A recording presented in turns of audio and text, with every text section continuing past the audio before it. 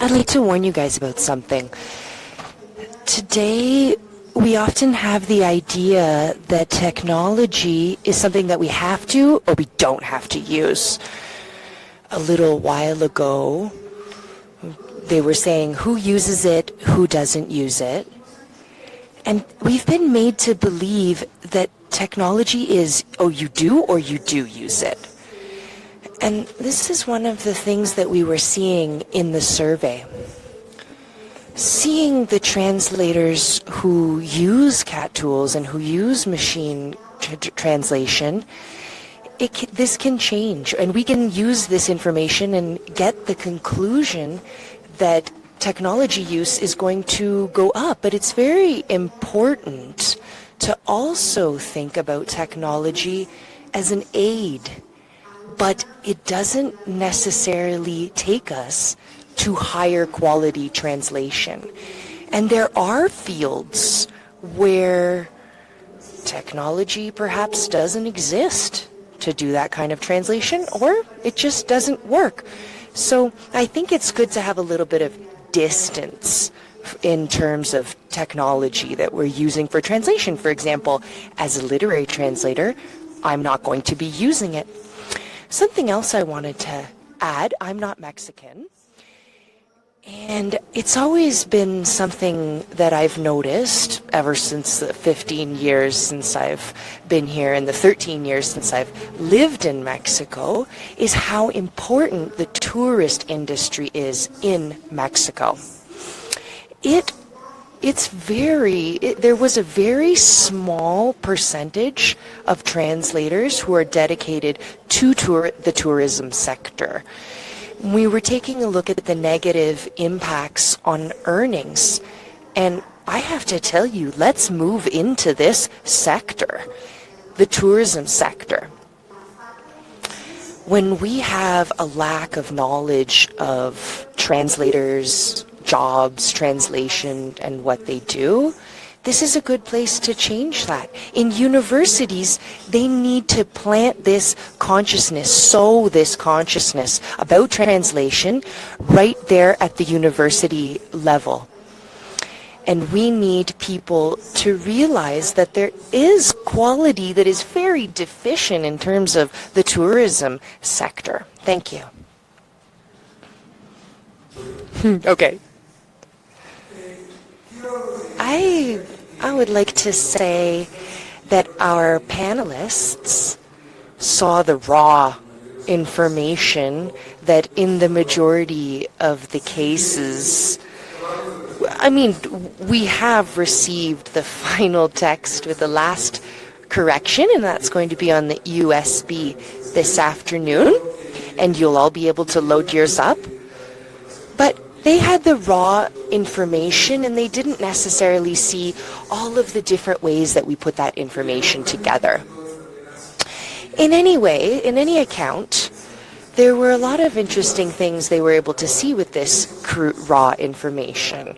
But by developing the information and putting it into different graphs, we're able to see a lot of different things. For example, with foreign languages, sign languages, in what areas, and what I was just saying a couple of moments ago, we didn't cross the information, we didn't make all the graphs that we could. But one thing that really interested me in this study, and I would like to put this on the table, take turns so that each panelist can let us know to talk about these issues and see what each of us wants to add to it. And this is what I'm talking about. We're talking about education. I was really impressed with how many people do not have education in interpreting and translation. And how the people who are associated with translation and interpreting organizations, they don't understand the benefits of working as a member, of being a member of an association. There are so many more resources for resources for people who are associated with translation and interpreting institutions.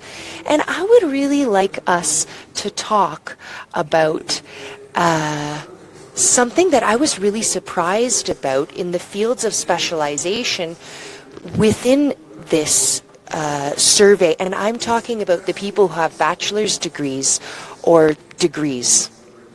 I was really positively surprised about this. And, you know, I have putting these questions on the table for you. I want to hear your opinions. I want to know what you think. And the next round is going to be about now what? Now what in our professions? Oh, thank you. In terms of being associated with a translation or interpreting organization, it's interesting what the survey told us, that some people from the survey thought that there weren't benefits to being part of these organizations. There is still a lot of work to be done to get people to come closer and be part of these translation and interpreting organizations. We need to really raise awareness and let people know how important it is to be part of these professional organizations. I also noticed in the survey, in terms of interpreting, something that you've already mentioned, is that there are new interpreters that are coming into the market, and we need a better relationship between interpreters that have more experience and newbie interpreters. So about a quarter of people surveyed of the interpreters had worked 50 days or less. That's a pretty high percentage. If we add things up and say who has worked less days than that, that's 35% of the people in this survey. So these are people who are new interpreters, they've just come to the guild, they've just come to the industry, and we need mechanisms to bring them into the fold in a better way. Today, we don't have enough of that. We have people back here in the booth, part of our guild, and they have worked very hard to share this whole experience with us as their knowledge. And we want to see people getting information faster and having more information at their fingertips. This is a piece of information that I thought was really interesting from this survey. And now that's a great question. Now I think that it's worth designing more proposals to help newbie interpreters get in touch with interpreters who have more experience. We need to really be raising the profile of interpreters and showing people who they are and what they do. It's so great to know that we are a guild with a high level of education. I think that within the different branches of interpretation, we need to let people know what they are. Good. I don't know if we can talk about specific proposals. I would like to talk about something that is in terms of Indigenous matters. As a translator in justice and legal matters, what I currently see, I never imagined that this would exist. I never thought we would consolidate our ideas. I think, in my experience, and as well as putting other factors in there, in terms of law enforcement provocation, which is where I work in the international area of procuration of justice. With this range of experience, this is just a suggestion. This is not a concrete proposal. But we have been in talks about this. We've been suggesting a lot of different scenarios that we have had the opportunity to share with quite a few people. We need to train ourselves. We need to specialize. And I'm talking about all the peritos that exist, all the experts in the areas of medicine, in their different specialties, obstetrics, etc., all the different specialty areas. They need to take courses, alternative medicine, everything that it means to be in the area of medicine. Let's not focus just on one area. We need to incorporate justice and the administration of justice into all of this. We also have alternative justice.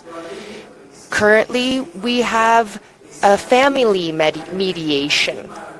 We have all types of different areas where lawyers are specialists and where they are doing their work. Administrative areas, work areas, and in terms of discipline in forensic science, currently, this is a career, that you can take at the UNAM. Everything that has to do with criminology, forensic medicine, radiographies, x-rays, all of this. We need to take these details into account, and we need to see things that are coming in the future. And we need experts, and we need Indigenous experts. And all of our Indigenous colleagues who have been working in other areas, for example, in literature, philosophy, etc., there are very broad fields in terms of literature, novels, narrative, poetry, theater, essays, graphic novels, subtitling, simultaneous things. And this enables us, ladies and gentlemen, to check information, to read studies, and translation and interpreting of all languages, foreign languages. It's a career that you can visualize in the future like one of the first careers that is going to dominate this world. And that's what we're working on right now in many countries. Not just focusing on one area like science or, for example, administration. No, it's much broader than that. And what I do, and I would like to put on the table for debate, is that we need to play an important role for the people who are Indigenous and for our colleagues who are speaking and working with Indigenous languages. Independently of if it's English, French, or other languages, we need to also get into other environments and how they're related to Indigenous languages. Why do I say this? Because we're talking about other states in the US, and the work that they do, it's very broad. So people say, I know how to speak English, I know how to speak French, and I have to look to them and say, what can I do? Because that happens here, too, in the airport. All kinds of experiences. And the job of the expert translator is much broader, much more specialized. But who is going to say this is important? Who is going to say we're going to institutionalize or create a prepared, a studious, studied body that will take care of these issues for us? This is what I'm talking about. That's what I want to talk about. It's a natural phenomenon. It could be different classes or whatever. But in these terms, I want to say, and I want us to reflect on translation and interpreting, because it's very interesting what we come up with. There's so many different Indigenous languages that exist in New York, in Mexico, in Los Angeles. There are many people who are bilingual or trilingual. They have their mother tongue, then they have other languages. you know, and then they also speak a foreign language. And so some people who speak an indigenous language feel they have a responsibility to study languages and not just stay where we are now. We need to see into the future and see what's going to happen in these situations. Ladies and gentlemen, we also, oh, I'm sorry, can I continue on? Okay, thank you so much. 5 more minutes. We also have the technical scientific areas, magazines, websites, for new business people, for companies.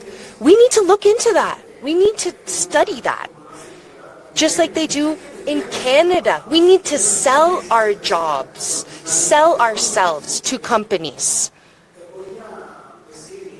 I'm going to tell you in my mother tongue, you know, this is a job for us. We have to do this.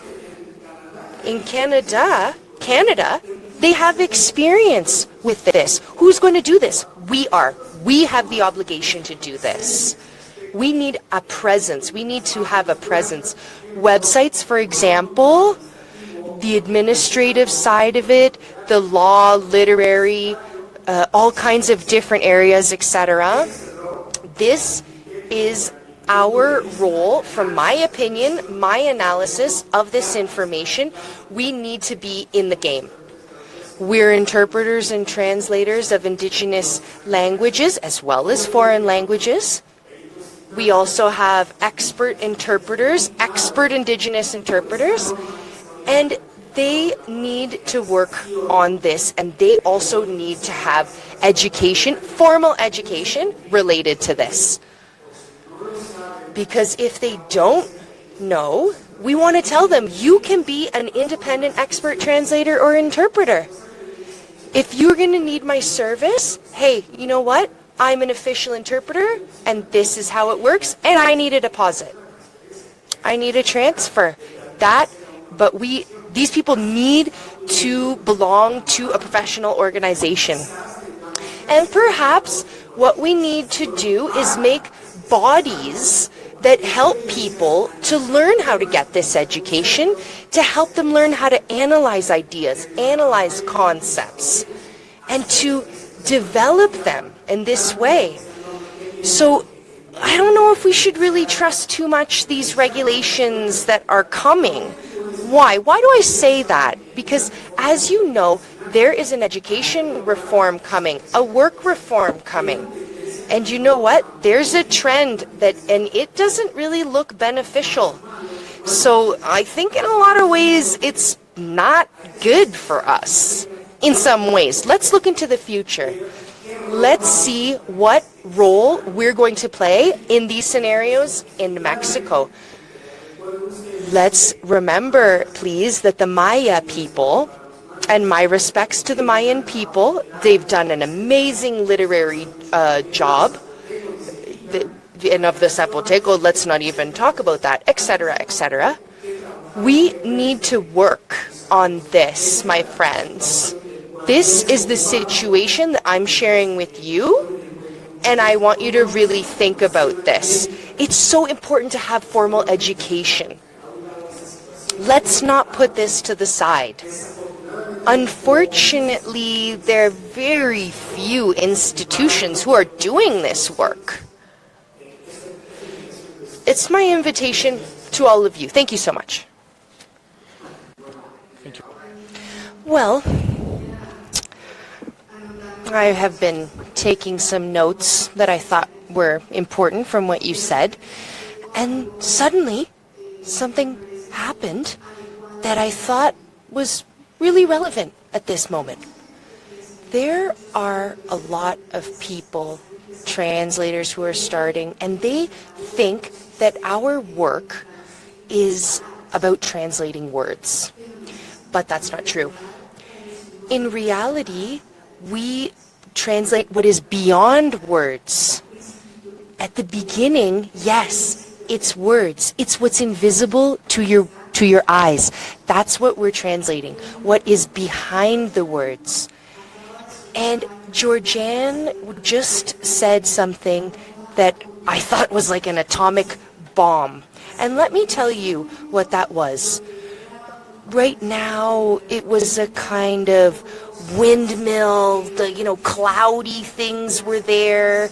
We can't see what's going on. The words are hard to understand. And Georgianne really had a wonderful phrase, so, wonderfully said. This subject about social linguistics to professional linguistics is something that we need to work on. That's precisely the subject that we need to work on. If so many people who hire us and our public think that what we do is translating words, they think that what we have is social bilingualism. And what we have to work on is to keep changing people's ideas that it's professional bilingualism. And this is an exercise that we need to take on with all seriousness. We need to be doing this with people who use our translations, and in terms of a field that we talked about in the survey, the legal work, labor aspects that are related to our jobs as interpreters. What do we need so that a person who says, oh, I want to translate today, I want to interpret today, so that they can actually do that? You could say, oh, this is someone that I had a relationship with, and oh, I was talking to a group of translators from Michoacan, from the OMT, and we were going to give a course to raise the levels of the professionalism of translators in Michoacan. And we're going to get work permits in Michoacan. And, if you just arrive with a certificate from here or there, from secondary school in the United States, oh, go ahead. We'll give you your work card. We'll give you your work permit. And this is just incredibly dangerous. So I think that part of what we need to do, this wonderful phrase from Georgianne, we need to really start working very strongly on this from my point of view. Another thing that I think is important, and this has to do with what Georgianne was talking about, if translators and interpreters have a long career in front of them, we can't just focus on formal training. We have to go beyond that. We need to study translation in university. We need a master's degree, and then you have 30 years of working life ahead of you. So it's very important to concentrate our efforts on updating ourselves and perfecting our craft. I am very much on the side of working with universities and creating spaces like this one's forums, conferences. In fact, I'm in charge of organizing the FIL San Jeronimo conference. So, I can see from outside, I can see from within. And in this field, there's a very important question. Many times when we start our careers or when we make an effort in this field, we look outside of ourselves. But who's going to teach us? I think that we need to think about this differently. Oh, we have another Congress this year, next year. And at one moment, I thought maybe we should alternate. Let's have this speaker on even years, because we can't have them 2 years in a row. They don't have that much information. They don't have that much knowledge to share. And so we started to make an effort, which has been very successful, to create the conditions so that people who are starting out and attending these forums as attendees, that they come out from their chairs and come forward. Maybe they've learned enough about something, maybe they have enough experience to share that with us. And I think that's, it's fundamental. And in terms of this, taking advantage of all of you here, the universities, The last convening that we had to ask for speakers, more than one quarter, they were talking about a theme that really didn't fit into the OMT. They were talking about research. They were talking about information about translators. They're talking about their thesis. They're talking about what their professors work on. But the OMT needs more professional translators to present, not researchers. And so this interesting theme that we had a lot of information on, there is a lot of interest in how translators are educated. What do they do in university? And we need to create a space to talk more about this. We can't educate translators if we can't sit down and talk about how we're educating them right now. We don't have any more time. I don't think we'll be able to have another round, but I would really just like to say a couple of things that I liked about this panel and about their proposals. I heard about possibilities for working together. I heard that some people were learning they could learn from others, and also that we could be designing programs based on the needs that we have. And I think that this survey that only 10 people have seen up until now, there are a lot of possibilities, a lot of fruit to be reaped from this survey. How can we collaborate? How can we work together as a guild? What can we learn from other people in the guild? And how can we move forward? Fidencio sent us a text. It starts in Maya, so thank goodness I have a translation. I'm going to read it before we end and announce some things to you. My will moves my presence, but my body stays in the road. I start these lines thanking the invitation to be here with you in terms of talking about interpreting in Mexico. In these times, unfortunate times that we've been living as a country in the last few days, I have known more and more about the absence and the lack of presence of people in difficult moments who have not had access to language and who have not been able to communicate. And this is an overwhelming reality to have them separated, segregated from us, because their maternal language is an indigenous language, and this is discriminatory. And secondly, I would like to give a huge apology to say with all my heart, I wish I could be here with you, but because of my health, I could only come halfway. I had to cancel my trip because of sight problems, but I would really love to get together with you. I would also like to mention 4 points so that we can talk about the reality of the situation of interpreting currently in our country. 1, it is highly gratifying that in the last years we have been including more people with indigenous identities and also making them national languages in our country. And it's so gratifying and surprising.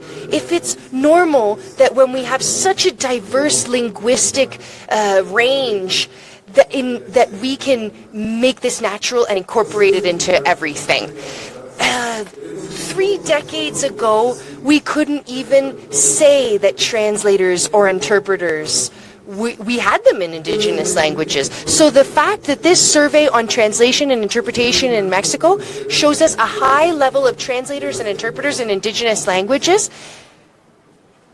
national languages, that also tells us about the need that has always existed and also the fights that indigenous people, the struggles that they have for the right to have access to information and linguistic information. And we must give this to them in all kinds of contexts. Nevertheless, this survey has shown us that we have a larger presence of minority languages.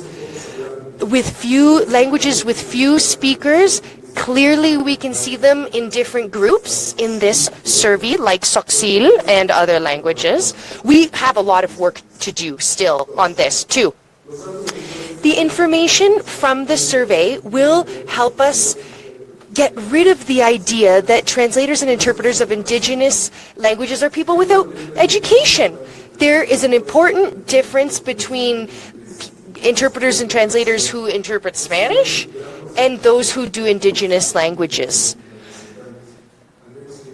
At least people who are translating and interpreting Spanish have a bachelor's degree. It's important to be professionals and to study the profession of translation and interpreting and to understand our lingua franca, which is Spanish here, and to move this forward in our country with native speakers of indigenous languages. And we need support. Also, I think we have a high percentage of people who understand pragmatic and cultural issues, and that we have those people here in Mexico today. In spite of this, because we have seen the facts, we still need more training focused on communication, translation, and interpreting. We need to be more efficient, more effective. 3, in terms of this, our information let us see that Spanish, English translators and interpreters, etc., in terms of indigenous languages, they have more and more important roles to play. This is it. They are not just bilingual speakers who turn into interpreters. We really need to improve training to professionalize our interpreters and translators in these fields so that they are up to date. I think that at these heights, at these levels, our society must understand that interpreters and translators are professionals. And it's not the same to work in a legal environment as it is in other environments. The services to society, these are all different fields. We need to work more on specializations. The information from the survey shows us that we can use tools to facilitate our jobs, to make them easier, to have information. And now we will generate knowledge with this information.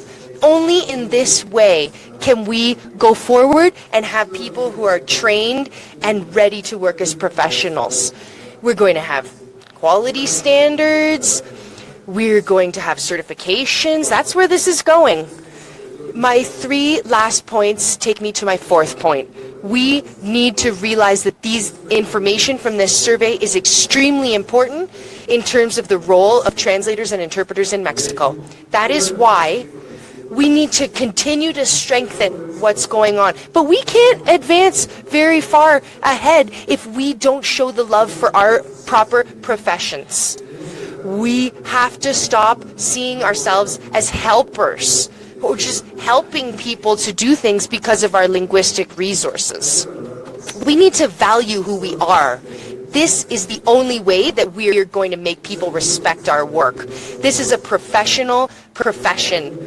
And we need to take the first steps, prepare, update ourselves, specialize, professionalize, certify. We need to do all these things that will bring recognition to our professions.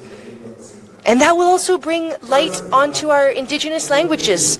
In conclusion, I think we need to follow this way. What we're doing, the knowledge that we have, and prepare well a strategy for what we're going to be doing in the future. Let's support young people who are coming up with force from behind, and let's train them and have them take our place on the world stage as interpreters and translators, and show them how majestic our profession is. Literally, we have the word, we have the language, we can use it. Let's use it to make the most beautiful piece of art. Let's get our hands together, get them dirty, and work together in this until we have everything going really well. Thank you so much. Oh, I have a couple of announcements. I'd like to ask you a favor.